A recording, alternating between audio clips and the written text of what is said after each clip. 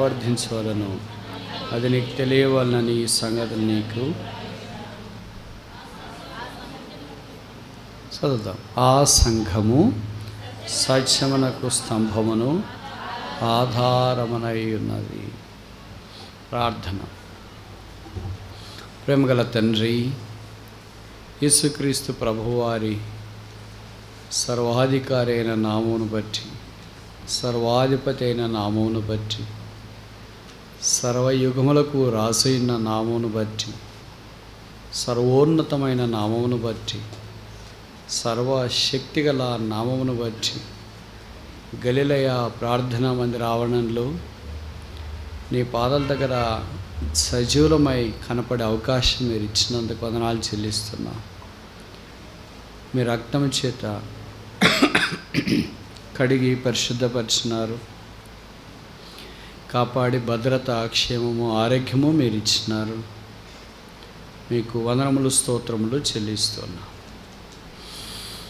ఇక్కడ ఏర్పాటు చేయబడిన సంఘమును బట్టి స్థానిక సేవకుల మీద ఆస్టైటిస్ గారి కుటుంబము, కలిసి పనిచేస్తున్న బాధ్యత గల సహోదరులు, సంఘమును బట్టి స్తోత్రాలు. వచ్చిన వారిని బట్టి వందనాలు. కొంతమంది సమీప దూర ప్రాంతాల నుండి కొంత సమయం వెచ్చించి పనులను పక్క నుంచి వచ్చినారు. కొంతమంది ఆన్లైన్లో జాయిన్ అయ్యారు. మీరు వారికి కూడా సహాయం చేసి మహించచ్చు. నన్ను మీ రక్తం చేత కడిగి పరిశుద్ధపరచము. మొదటి సెషన్లో సహాయం చేసినారు. ఈ రెండవ సెషన్లో కూడా సహాయం చేయము. గొంతుకొని తాకుము, స్వస్థపరచము. మీ మాటలు నోట ఉంచుము.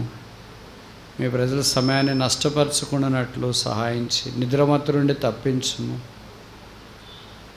మా చుట్టూ మీ కంచె వేసి కాపాడము. వంటగదిలో కనబడని విభాగాల్లో పనిచేస్తున్న వారికి ఎండ తీవ్రత నుండి తప్పించి సహాయం ఇచ్చి, వందన వచనములతో యేసు ప్రభు నామమున స్తుతించి ప్రార్థిస్తున్నాము తండ్రి. ఆమెన్.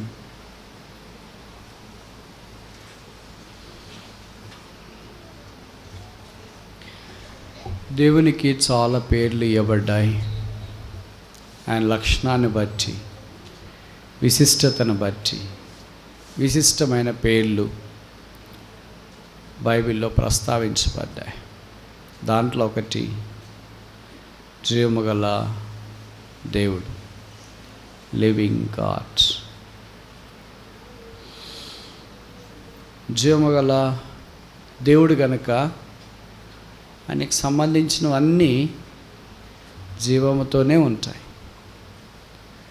జీవానికి భిన్నంగా వెలపట నిర్జీవమైన ప్రక్రియలో ఆయన ఏమీ చేయడు, చేయజాలడు, చేయనేరడు. అందుకే మనము కూడా నిర్జీవ స్థితిలో ఉన్నప్పుడు ఆయన జీవము మనకు పోసి జీవప్రాప్తులుగా చేసినాడు.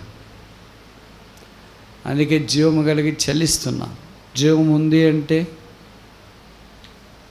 రుజువు ఏంటంటే కదలిక ఉంటుంది, చలనం ఉంటుంది. కదలిక, చలనము లేకపోతే అర్థం ఏంటంటే నిర్జీవము అంటాం. ఒక జంతువు చూసే మనకు కదలట్లేదు, కుక్క చచ్చిపోయిందేమో అనుకుంటాం. ఒక పశువు, ఒక చేప, ఒక రొయ్య, ఒక నత్త, ఒక పీత, ఒక మనిషి చూసినప్పుడు కదలిక లేకపోతే చనిపోయింది అని మనకు అనుకుంటాం. అలాగే ఒక విశ్వాసం చూసినప్పుడు కదలిక లేకపోతే ఈ విశ్వాసి కూడా ఆత్మీయంగా నిద్రిస్తున్నాడో. భౌతికంగా నిద్రించేది మామూలుగా నిద్రిస్తాం, ఆత్మీయంగా కూడా నిద్రించే వాళ్ళు ఉన్నారు. కనుక ఈ జీవము గల దేవునివి అన్ని జీవము కలిగినవే. ఈ రెండవ సెషన్లో జీవము కలిగిన నాకు 5 విషయాలు మనము వాక్యంలో నుండి ఏరుకోవటానికి ప్రయత్నం చేస్తాం. మొదటిది అపోస్తుల కార్యములు 14వ అధ్యాయము 15వ వచనం.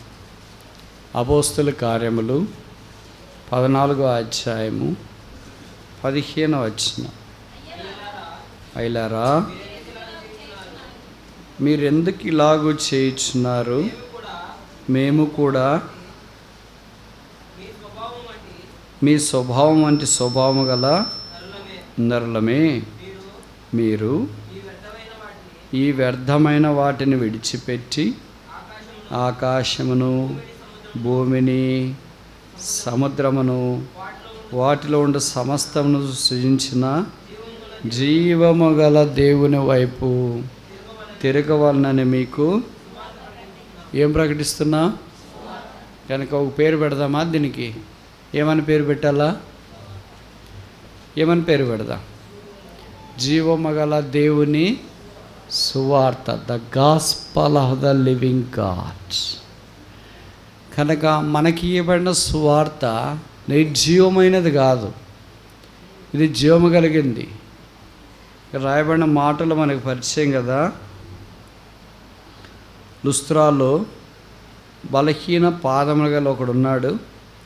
పుట్టింది మొదలుకొని కుంటివాడే, నడవలేకుండా ఉన్నాడు. పౌలు మాటలు విన్నాడు, వారికి విశ్వాసం కలిగింది. వాడు స్వస్థపరచబడ్డాడు, పాదాలు మోపి నిలవబడ్డాడు, బిగ్గరగా గంతులేస్తూ నడవసాగాడు.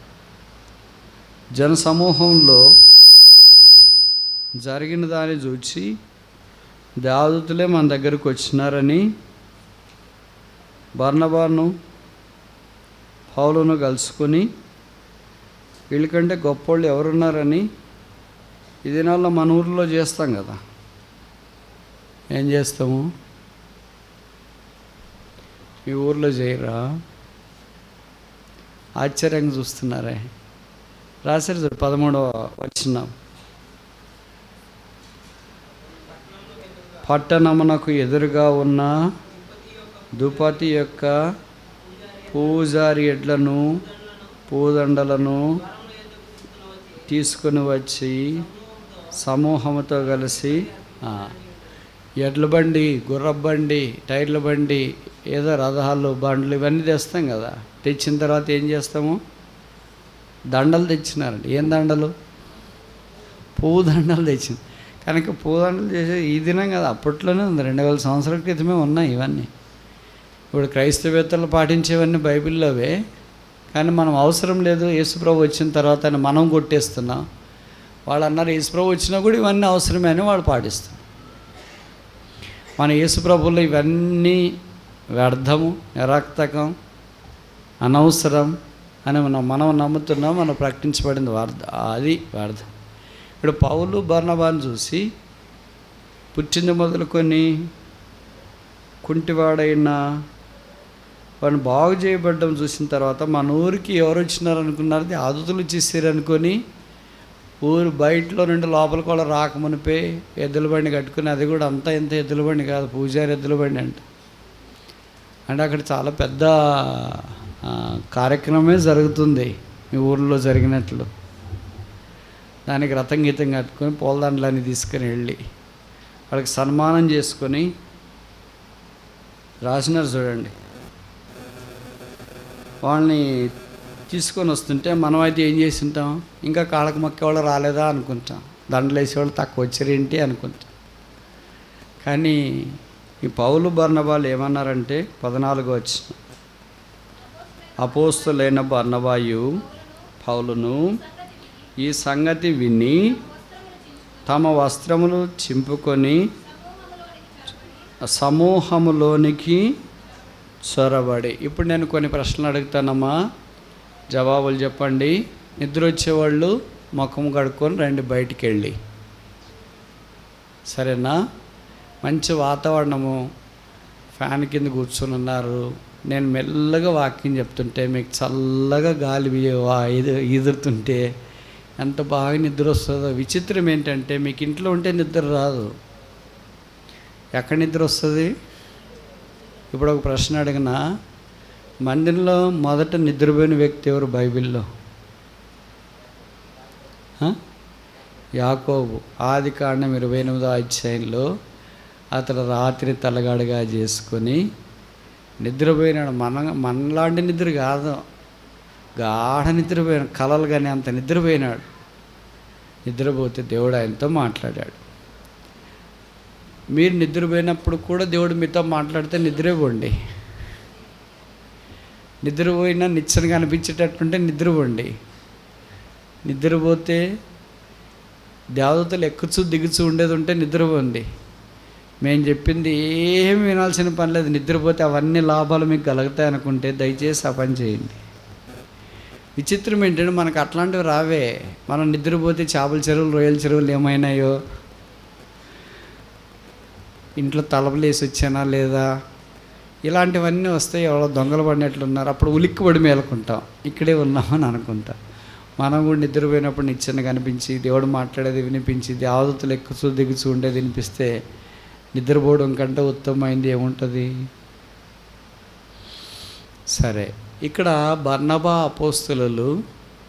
అపోస్తలైన పౌలు ఈ మాట విని, ఏం మాట? మీకు పూదండలు వేస్తున్నారంట, ఎద్దుల బండి మీద ఊరేగించి సన్మానం చేస్తున్నారంట అని అంటే, అపోస్తలులు అయితే ఏమన్నారు? వస్త్రాలు దించుకున్నారంట.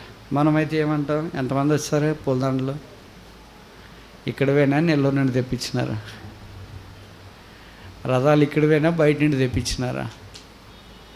మనకి ఎన్ని దండలు వేస్తే అంత మంచిది అనుకుంటాం, ఎన్ని శాలలు కప్పితే అంత మంచిది అనుకుంటాం, ఎంతమంది వస్తే అంత మంచిది అనుకుంటాం. కానీ నిజమైన అపోస్తలులు ఏం చేస్తారు? What is the true spirit of అపోజల్స్ do? వారు తమ వస్త్రములను చింపుకొని. ఇప్పుడు నేను ఒక ప్రశ్న అడగవచ్చా?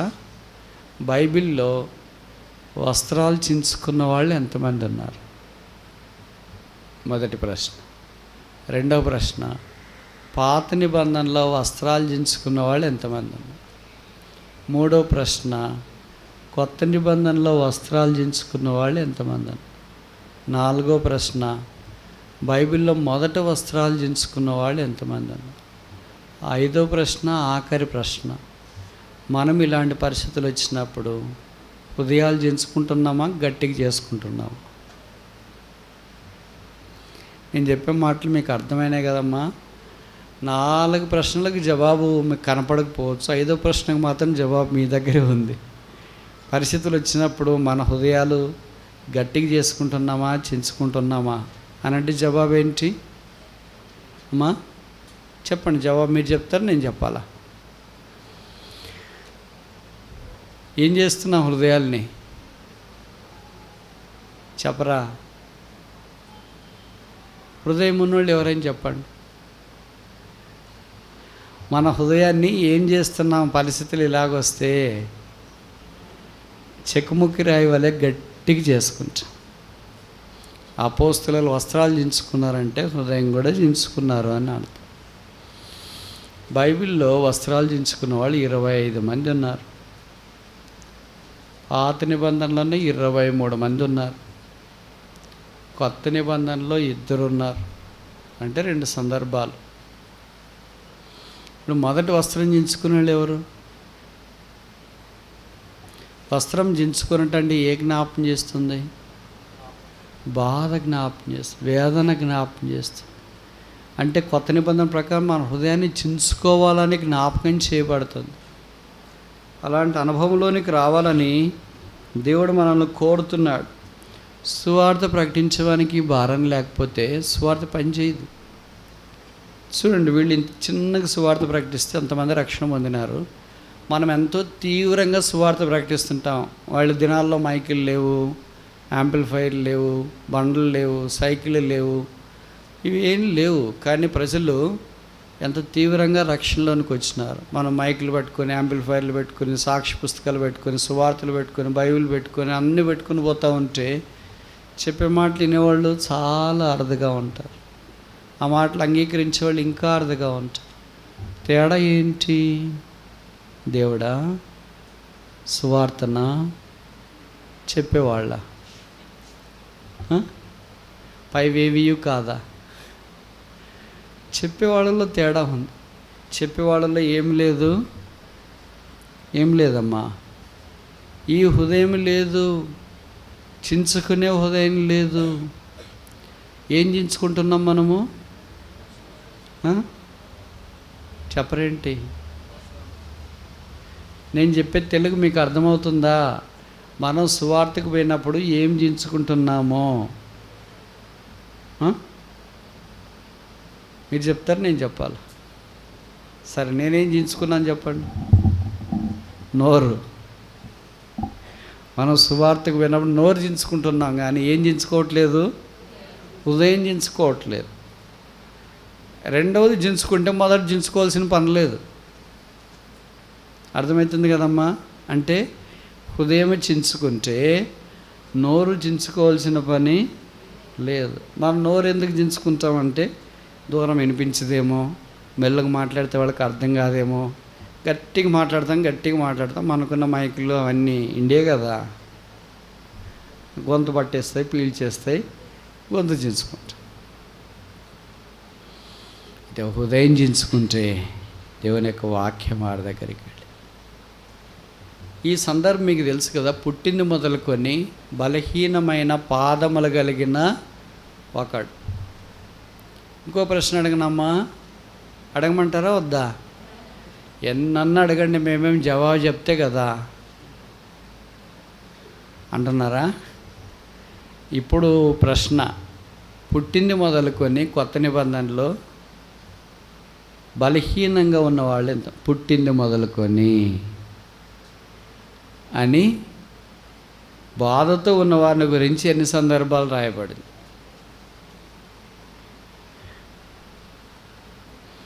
8వ వచనం, అపోస్తుల కార్యాలు 14వ అధ్యాయము 8వ వచనం.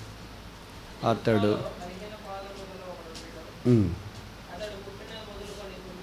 చాలు. బలహీన పాదాలంటే పోలియో వచ్చినాయి కాళ్ళకి, చుక్కలు వేయలేదు అప్పుడు పుట్టినప్పుడు. ఏం చుక్కలు?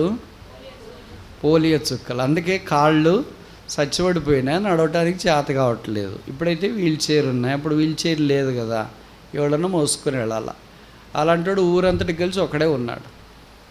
ఏ ఊరు అది? లుస్రా. లుస్రా ఎవరూరో తెలుసా మీకు? తెలుసా తెలీదా? మన బ్రదర్ ఊరే. మన బ్రదర్ అంటే తిమోతి వాళ్ళ ఊరు. వాళ్ళ ఊర్లో అలాంటి వాడు ఉన్నాడు, బలహీన పాదాలు కలిగిన వాడు. వాడు ఎప్పటి నుండి పుట్టడమే అంటే పుట్టేసాడు. మామూలుగా అంటే మధ్యలో వస్తుంది అనుకుంటాం కదా మనం, పోలియో చుక్కలేకపోతే. కానీ పుట్టింది మొదలుకొని అలాగే పుట్టేసాడు. బహుశా వాళ్ళ అమ్మగారికి చుక్కలు వేయలేదేమో, ఏం జరిగిందో మనకు తెలియదు. పుట్టింది మొదలుకొని అలాగున్నాడు.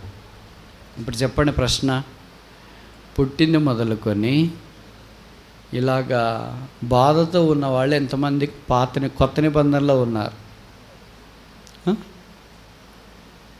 ఏదో ఒకటి చెప్పండి. 5, 10, 15, 20, 30, 1, 2 వచ్చిన వాళ్ళందరూ చెప్పండి. ఒక్కొక్కటి చెప్పినా మీరు అనుకునేది కరెక్ట్ అవుతుంది.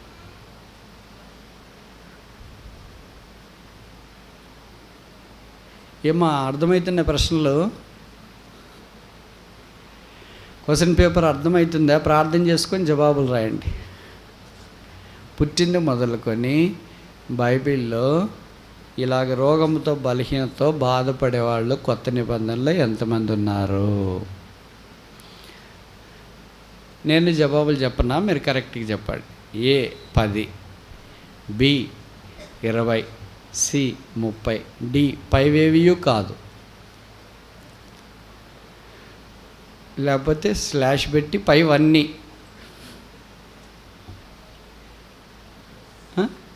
మీకు బాగా తెలుసు, చెప్పమ్మా. 30? మీరు తొందరగా చెప్తే తొందరగా ముగిస్తాము, మనం తొందరగా పోదాం. ఎంతమంది అమ్మా? 10 మంది. Very good. ఇంకా ముగ్గురు ఉన్నారు. చెప్పండి, మొదటి వ్యక్తి ఎవరు? తెలీదా మీకు? యోహాను సువార్త 9వ అధ్యాయంలో మనకు పరిచయమైన వ్యక్తి కనిపిస్తాడు. ఆయన పేరు లేదు, కానీ ఏముంది ఆయనకి? 9వ అధ్యాయం 1వ వచనం. చాలం. ఎప్పటి నుండి ఉన్నాడంట? పుట్టింది మొదలుకొని. ఎలాగ పుట్టాడు? గుడ్డోడిగా పుట్టాడు. రెండవ సందర్భం చదవండి. అపోస్తుల కార్యములు 3వ అధ్యాయం 2వ వచనం.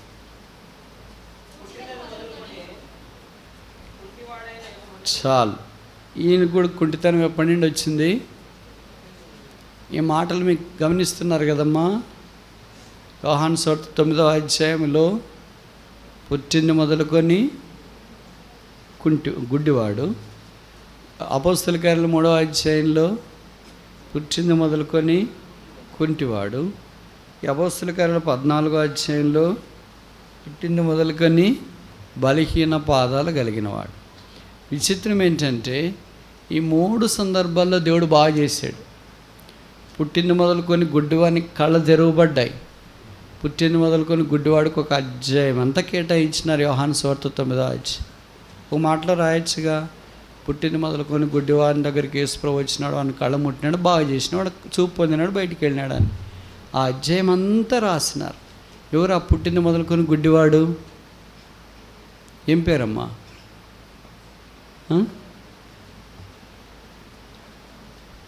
నేనే, నువ్వే, ఎవరిని గురించో ఆలోచిస్తున్నారు కదా మీరు.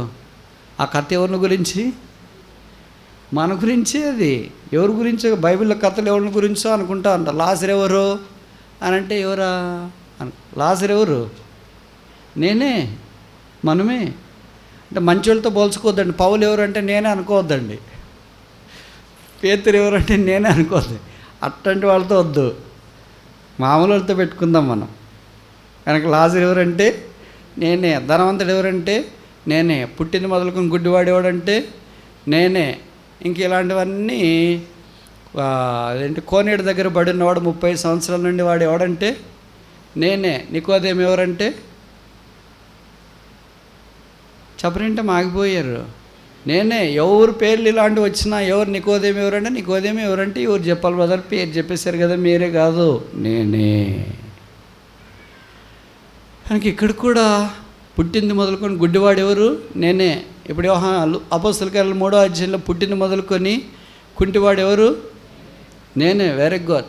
ఈరోజు మీకు అర్థమైంది వాక్యం. పుట్టింది మొదలుకొని 14వ అధ్యాయం అపోస్తల కార్యాల్లో బలహీనమైన పాదాలు కలిగిన వాడు ఎవడు? Very good. కనుక నా దగ్గరికి ఎవరు వచ్చినారా? యోహాను సువార్త 9వ అధ్యాయం ప్రకారం యేసు వచ్చినాడు. అపోస్తల కార్యాలు 3వ అధ్యాయం ప్రకారం ఎవరు వచ్చినారు? పేతురు, యోహానులు వచ్చినారు. ఇక్కడ అపోస్తల కార్యాలు 14వ అధ్యాయం ప్రకారం ఎవరు వచ్చినారు? బర్నబా, పౌలు వచ్చినారు. ఇలాగ దేవుడు పుట్టింది మొదలుకొని పాపంలోనే మన దగ్గరికి ఎవరిని పంపిస్తున్నాడు? తన కుమారుని పంపించినాడు, తర్వాత తన అపోస్తులను పంపించినాడు. ఆశ్చర్యకరమైన సంగతి ఏంటంటే ఈ పుట్టింది మొదలుకొని ఆయన అంగవైకల్యంతో ఉన్న 3 బాగుపడినారు. పుట్టింది మొదలుకొని గుడ్డివాడికి కళ్ళు తెరవబడ్డాయి.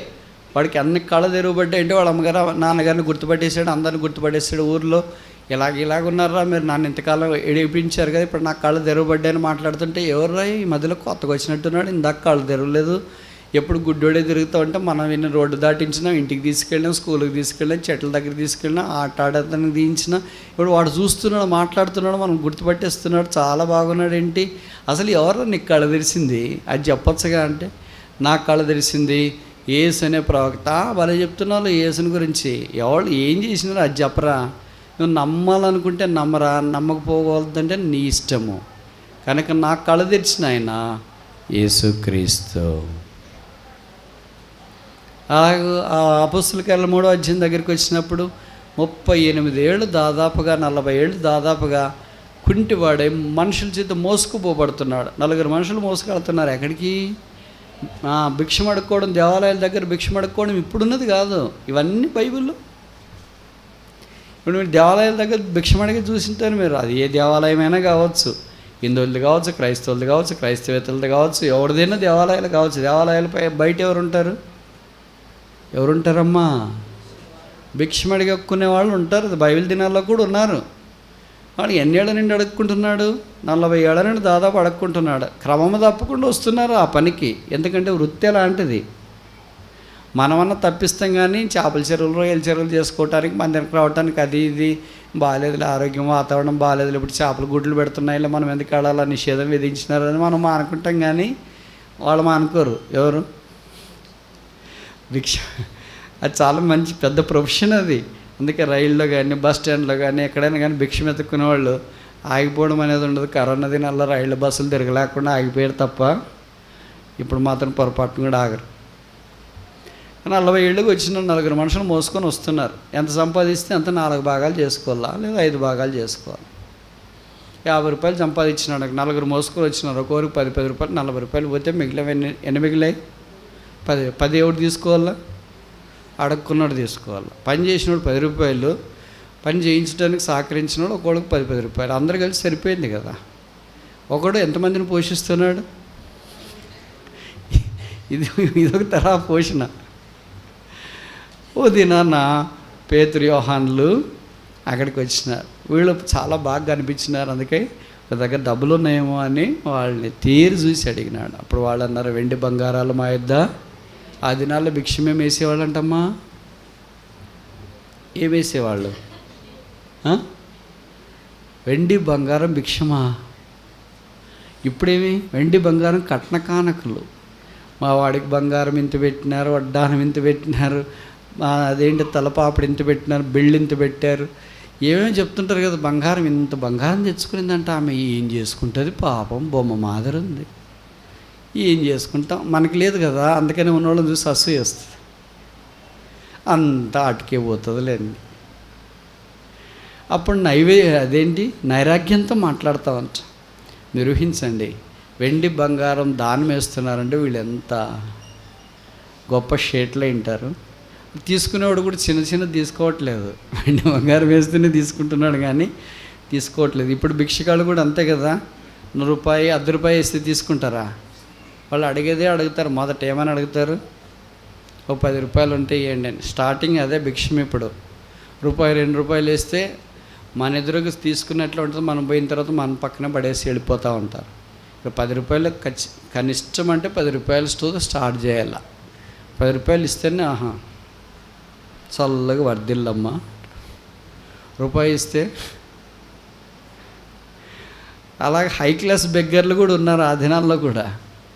వెండి బంగారం మా యొద్ద లేదు. బంగారం ఏంటి? దైవత్వం. వెండి ఏంటి? రక్షణ. మేము కలిగిందే నీకు ఇచ్చున్నాం. ఏంటి వాళ్ళకి కలిగింది? నజరేయుడని యేసునామం. ఏమి లేదు వాళ్ళకి. విశ్వాసులకి 2 ఉంటాయి, కలిగినది లేనిది, ఉన్నది లేనిది. ఇప్పుడు చెప్పండి, మనకేమున్నాయి? ఏమి లేవు.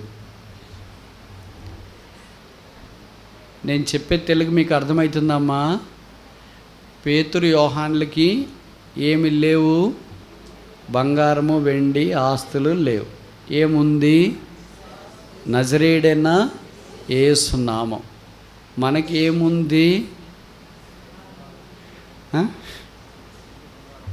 గొంత పట్టుకున్నట్లు చేస్తారు బ్రదర్ అంటారా?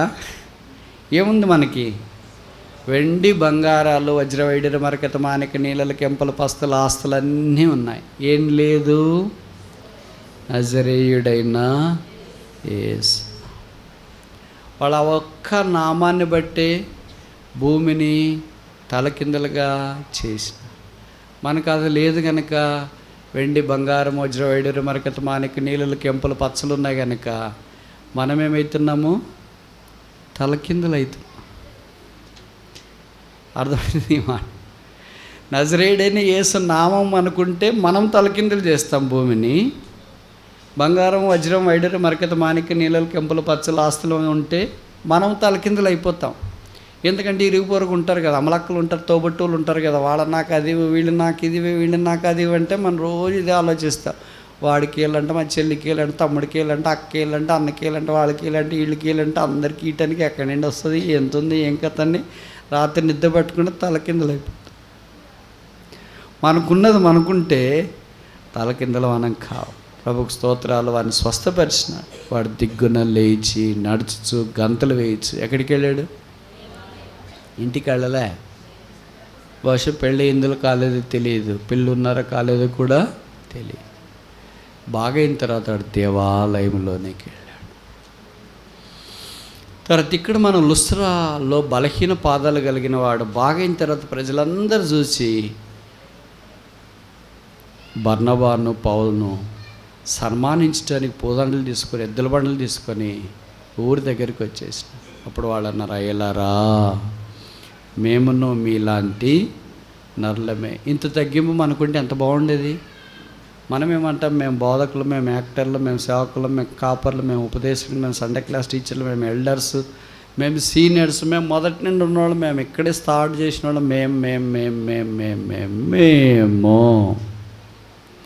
వాళ్ళు ఏమన్నారు? చదవండి మీ బైబిల్లో చదవగలిగిన వాళ్ళు, లేని వాళ్ళు నాతో పాటు చెప్పండి. అపోస్తుల కార్యాలు 14వ అధ్యాయము 15వ వచనం. అయ్యలారా, అందరు చెప్పండి అమ్మా, అయ్యలారా మీరెందుకు ఇలాగ చేయుచున్నారు? మేము కూడా మీ స్వభావం వంటి స్వభావము గల దేవదూతలమే. దేవదూతలు అంటే దేవదూతలని చదవకూడదు, నరులమే. కనుక బర్నబా పౌలు ఎవరమ్మా? నరులు. వాళ్ళ దేవదూతలు కాదు, వాళ్ళు దుబ్బతని వాళ్ళకి పేర్లు పెట్టేశారు. వాళ్ళ పేర్లన్నీ అందరము నరులే, అందరు బలహీనలమే. అందరికీ ఏ స్వభావం ఉందంట? మీలాంటి స్వభావం. యాకోబు 5:17-18 చూస్తాం కదా, ఏలియా మన వంటి ఏముంది? స్వభావం. అంటే మనలా కోపము, మనలాగా ఆకలి, మనలాగా బాధ, మనలాగా కన్నీరు, అన్నీ మనలాంటి స్వభావం గల నరులమే. దేవుడు నరుల ద్వారా మరి ఇలాగ చేస్తాడా? దేవుడు నరుల ద్వారా ఇలాగ చేస్తే మన ద్వారా చేయట్లేదు ఏంటి? మనం నరులకు కాదని అర్థం. మనమేమనుకుంటున్నాం? దేవతలు అనుకుంటున్నామేమో, గొప్ప అనుకుంటున్నామేమో. అందుకే దేవుడు మన ద్వారా చేయట్లేదేమో. వాళ్ళు ఎంతో చక్కగా అయ్యలారా. అయ్యలారా అంటే ఏంటి? సర్స్, అయ్యా. వీళ్ళు అయ్యలారా అని వాళ్ళని అన్నారు. అక్కడోళ్ళు కూడా, ప్రజలు కూడా అన్నారు. 16వ అధ్యాయంలో చూస్తాం కదా మనం, అపోస్తుల కార్యాలు 16వ అధ్యాయం 30వ వచనం. వారి వెలుపలికి తీసుకుని వచ్చి అయ్యలారా. ఇప్పుడు నేను ఒక ప్రశ్న అడగొచ్చమ్మా. అయ్యలారా అనే మాట బైబిల్ ఎన్నిసార్లు రాశారు? తెలుగు బైబిల్ ప్రకారం మొదట ఎక్కడ రాశారు, చివరి ఎక్కడ రాశారు? పాత నిబంధనలన్నీ, కొత్త నిబంధనలన్నీ. ఇవన్నీ ఊరికే చదువుతా పోతుంటాం కదా. మనం ఆలోచించి ఎంత మర్యాదపూర్వకంగా, మేము అది నెల్లూరు జిల్లా వాళ్ళు మాత్రం మంచి మర్యాదస్తులు. అందుకని వాళ్ళు అంటున్నారు, అయ్యలారా రక్షణ పొందడానికి మేము ఏం చేయాలి? పౌలు వాళ్ళు కూడా బర్నబాలు ఏమన్నారు? అయ్యలారా మీరు ఎందుకు ఇలాగూ చేయుచున్నారు? ఇప్పుడు వారికి జీవము గల దేవుని సువార్తను ప్రకటించి. ఇవన్నీ నేను ఎందుకు చెప్పానంటే, జీవము గల దేవుని సువార్త ప్రకటించడానికి మనలో జీవము. మనము నోరు చించుకోవడం కాదు, ఏం చించుకోవాలా? హృదయం చించుకోవాలి. మనమేమనుకోవాలా? మీలాంటి స్వభావం గల మనుషులమే. మనం సువార్త చెప్పడానికి వెళ్ళినప్పుడు వాళ్ళు ఏదో వేరుగా అనుకుంటాం, మనం చాలా ఎక్కువ అనుకుంటాం. అందుకని మన సువార్త ఫలించట్లేదేమో. పౌలు వాళ్ళతో ఏమంటున్నాడంటే, అసలు మేము ఒకటే. మీకు ఎలాంటి ఆలోచనలో మాకు కూడా అలాంటి ఆలోచన. అందుకే మీకు తెలుసు కదా, పాత నిబంధనలో పిల్లవాడు చనిపోయింటే ప్రవక్త మేడగది మీదకి వెళ్ళి వాని మీద పారజాపుకొని, ముఖం మీద ముఖం, చేతుల్లో చేతులు, కాళ్ళ మీద కాళ్ళు, పారజాపుకొని అంటే అర్థమేంటి? తను తాను ఐక్యపరుచుకున్నాడు. ఒక పాపితో ఒక పరిచారకుడు ఐక్యపరుచుకున్నాడు. పాపంలో కాదు, ఐక్యపరుచుకున్నప్పుడు వాళ్ళలో కార్యసిద్ధి జరుగుతుంది. వాళ్ళు రక్షణ పొందుతారు. ఆ జీవం ప్రవహిస్తుంది. మనలో జీవం ఉంటే బయటికి వస్తుంది కదా. అందుకనే భవిష్యత్తు బయటికి రావట్లేదంటే మనలో లేదేమో. రెండోది చూస్తామా? టైం అయిపోవటానికి వచ్చింది, త్వరగా చూసి ముగిస్తా.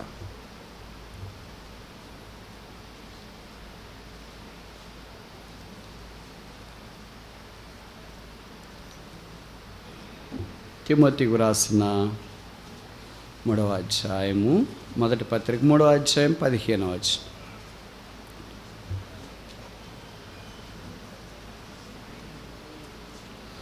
తిమోతికి రాసిన మొదటి పత్రిక 3వ అధ్యాయం 15వ వచనం. అయినను నేను ఆలస్యం చేసిన యెడల దేవుని మందిరములో అనగా చదవండి.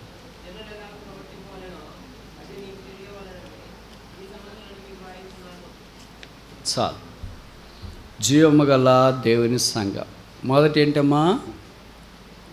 జీవము గల దేవుని సువార్త. సువార్త ప్రకటించినప్పుడు సువార్త ఏంటంటే మనందరి పాపముల కొరకై యేసుక్రీస్తు మానవుడికి భూమి మీదకి దిగి వచ్చినాడు. మన పాపాలు ఆయన శిలువలో మోసుకున్నాడు. ఆయన తల మీద ముళ్ళ కిరీటం, ముఖం మీద ఉమ్మి, చేతుల్లో మేకులు, దేహమంతా కోడా దెబ్బలు, ప్రక్కలో బల్లెపోటు, రక్తము కార్చి చనిపోయి సమాధి చేయబడి తిరిగి లేపబడి పరలోక స్థలములో ఆసీనుడై ఉన్నాడు. యేసు రక్తం ప్రతి పాపం నుండి మనల్ని కడిగి పవిత్రులుగా చేయి. ఇది సువార్త. ఇంతకంటే అనవసరమైన చెప్పకూడదు. యేసుక్రీస్తు యొక్క మరణ, భూస్థాపన, పునరుత్థానముల గురించే మన సువార్త. అది సువార్త ప్రకటించినప్పుడు ఎవరు ఆ సువార్తను యందు విశ్వాసం ఉంచి రక్షణ పొందినారో ఇప్పుడు వాళ్ళంతా ఏమయ్యారు? జీవము గల దేవుని సంఘము అయ్యారు. కనుక జీవము గల దేవుని సంఘములోని వీళ్ళు వచ్చినారు. వాళ్ళు వచ్చిన తర్వాత బయట ప్రవర్తించినట్లుగా ఇప్పుడు ప్రవర్తించడానికి లేదు. ఇప్పుడు ప్రవర్తన భిన్నంగా ఉంది. అందుకే 6000 సంవత్సరాల మానవ చరిత్రలో మహాజ్ఞాని అయిన సొలొమోను ప్రసంగి 5వ అధ్యాయం 1వ వచనంలో ఇలాగన్నాడు, మీరు దేవుని మందిరమునకు పోనప్పుడు ఏం చూసుకోవాలా? బట్టలు మంచివి కట్టుకున్నారు లేదు చూసుకోండి అని చెప్పలే. సెంటు పూసుకున్నారు లేదు చూసుకోండి అని చెప్పలే. ఇంకేంటి? నగలు వేసుకున్నారు లేదా చూసుకోండి అని చెప్పలే. మొబైల్ ఫోన్ తీసుకున్నారా లేదా చూసుకోండి అని చెప్పలే. కరెంట్ ఉందా లేదు చూసుకోండి అని చెప్పలే. ఏది చెప్పలేదో అదే మనం చేస్తుంటాం. ఏది చెప్పినారో అది మనము ఏం చెప్పినారు? ప్రవర్తన జాగ్రత్తగా చూసుకోండి అన్నారు. మనం అది తప్ప మిగతావన్నీ జాగ్రత్తగా చూసుకుంటా. డబ్బులు పెట్టుకున్నావరా? బంగారం పెట్టుకున్నావా? బట్టలని సర్దుకున్నావా? వాచ్ పెట్టుకున్నావా? మొబైల్ పెట్టుకున్నావా? అన్నీ జాగ్రత్తగా పెట్టుకున్నావా? అన్నీ జాగ్రత్తగా పెట్టుకున్న ప్రవర్తన తప్ప. కానీ బైబిల్ ఏం చెప్తుందంటే ప్రవర్తన జాగ్రత్తగా పెట్టుకున్నాడు. కనుక సంఘములో ప్రవర్తన జాగ్రత్తగా పెట్టుకోవాలనేది పౌలు రాయకమనిపై సొలొమోను రాశాడు. బహుశా సొలొమోను తీసి పౌలు 2 తిమోతి 3:15లో జూమ్ చేశాడు. జూమ్ అంటే తెలుసు కదమ్మా, చిన్నది పెద్దగా చేసి చూపించేది. అది ఇక్కడ చేశాడు. కనుక దేవుని మందిరంలో రక్షణ పొందిన మనము జాగ్రత్త ప్రవర్తన విషయంలో కలిగి ఉండాలని కోరబడుతున్నాం. 3వది చూస్తామా?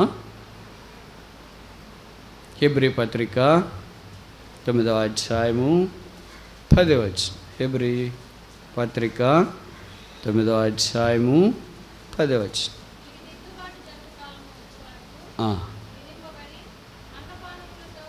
14 కూడా చదవండమ్మా. 14 చదవండి. గట్టిగా చదవండి, బిగ్గరగా చదవండి. హెబ్రీ పత్రిక 9వ అధ్యాయం 14 వచ్చిన టిఫిన్ చేసి వచ్చిన వాళ్ళు చదవండి. నిత్యుడగు ఆత్మ ద్వారా తను తాను దేవునికి నిర్దోషినిగా అర్పించుకొనిన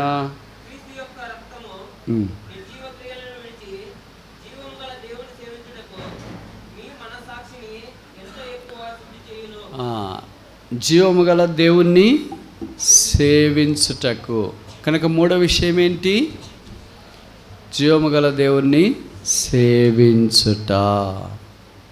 మనం దేవుణ్ణి ఆరాధన చేసినా, ప్రార్థన చేసినా, పరిచర్య చేసినా ఏం చేస్తున్నామని అర్థము? సేవించుచున్నాము అని అర్థం.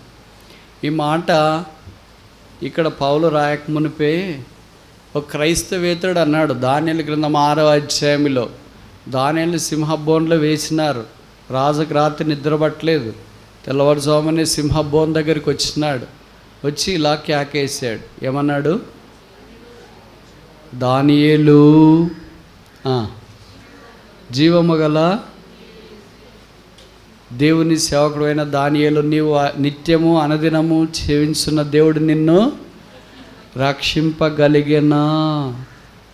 చాలా ఆశ్చర్యం వేస్తుంది కదా ఇది. దానియేలు ఎవరు మొత్తానికి? వెరీ గుడ్, ప్రధానమంత్రి. ఆయన రాజు కదా, రాజు ప్రధానమంత్రిగానే సంబోధించాలి, ఒక మంత్రిగా సంబోధించాలి.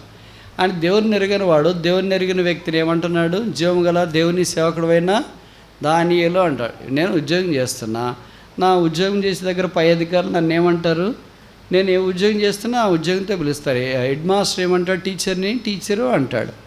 అటెండర్ని ఏమంటాడు? అటెండరు అంటాడు.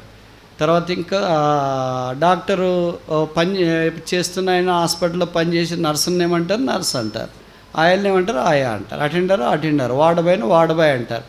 ఎవరైనా డాక్టరు వార్డ్ బాయ్ దగ్గరికి వెళ్ళి, జీవము గల దేవుని సేవకుడైన వార్డ్ బాయ్, నీవు సేవించిన దేవుడు నేను రక్షించనా అని అంటాడా?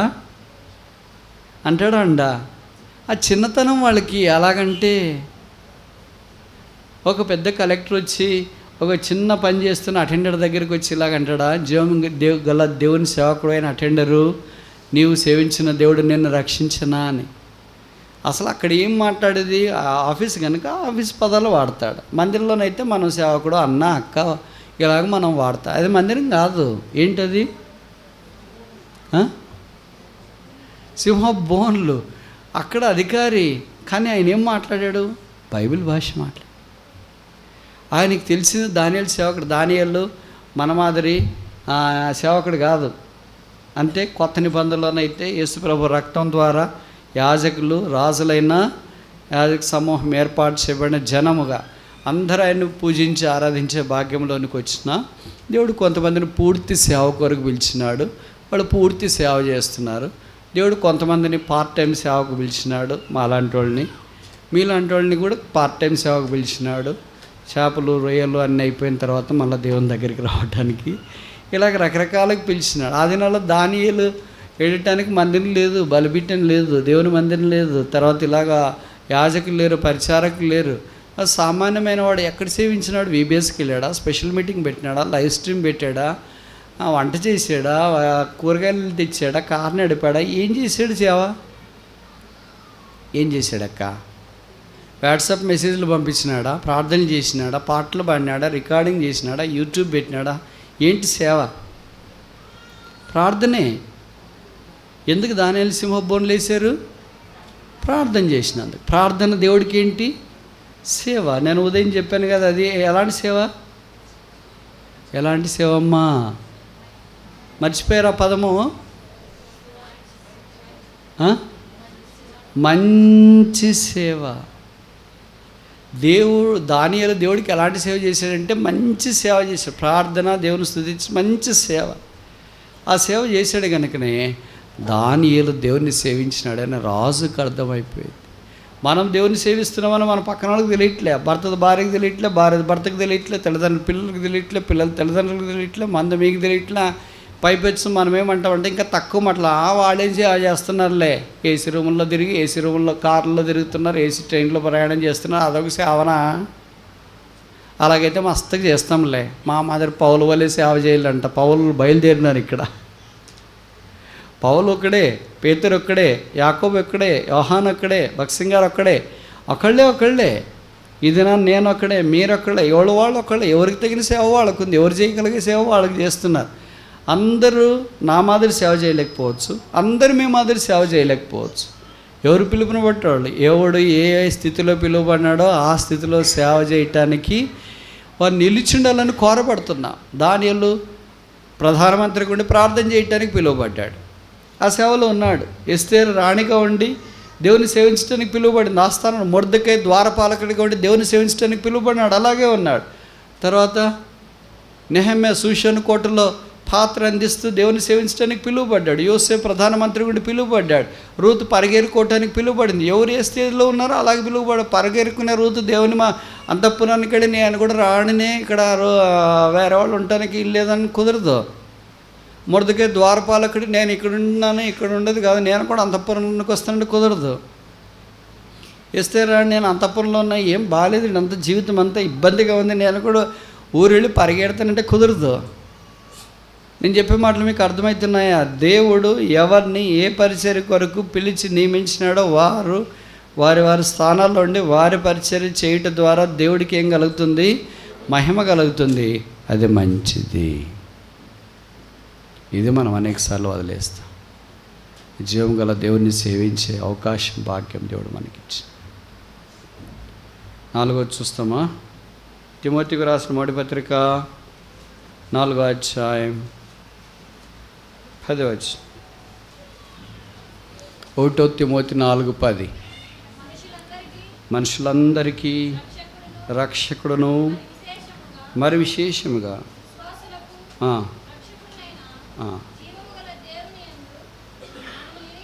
చాలు జీవము గల దేవుని యందు ఏముంది? నిరీక్షణ. ఈయన ఎవరికి రక్షకుడమా? ఈయన రాశారు పైన మనుషులందరికీ. కొంతమందికి మనం సువార్త చెప్తే వాళ్ళు ఏమంటారు? ఈయన మాకు కాదులే, మీకే, ఊరు బయట ఉన్న వాళ్ళకే, దళితులకే, నిరాకరించబడిన వాళ్ళకే, గిరిజనులకే, అణగారిన వర్గాల వారికి ఈయనని. కానీ ఇక్కడ బైబిల్ ఏం రాయబడింది? మనం ఏం చెప్పాలని? నీకు కూడా రక్షకుడే. నాకెందుకు రక్షకుడే? నువ్వు మనిషే కాదా? మనిషా కాదా? మనిషి అయితే నీకు ఎవరు కావాలా? రక్షకుడు కావాలి. బైబిల్లో రాసినారు ఏమని? మనుషులందరికీ యేసుక్రీస్తు ఎవరు? రక్షకుడు అని రాశారు. కరెక్ట్. నువ్వు అంగీకరించినా అంగీకరించకపోయినా ఆయన ఎవరు నీకు? రక్షకుడు. నమ్ము. తర్వాత రెండవది ఎవరికి రక్షకుడు?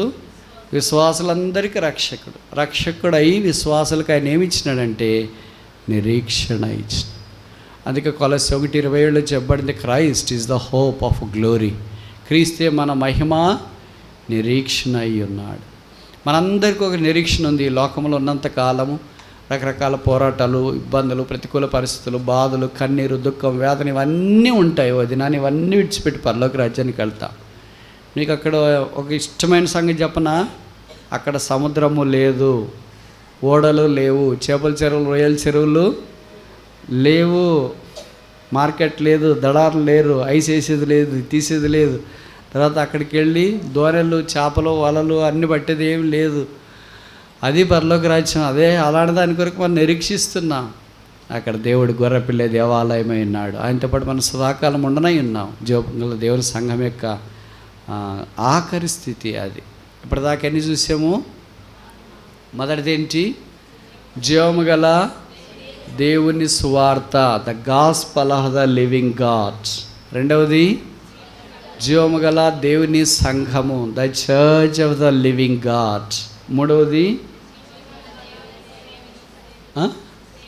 Service of the living God, జీవము గల దేవుణ్ణి సేవించడం. నాలుగవది ఏంటి? The hope of the living God, జీవము గల దేవుని యందు నిరీక్షణ. 5 చూసి ముగిస్తామా? హెబ్రీ పత్రిక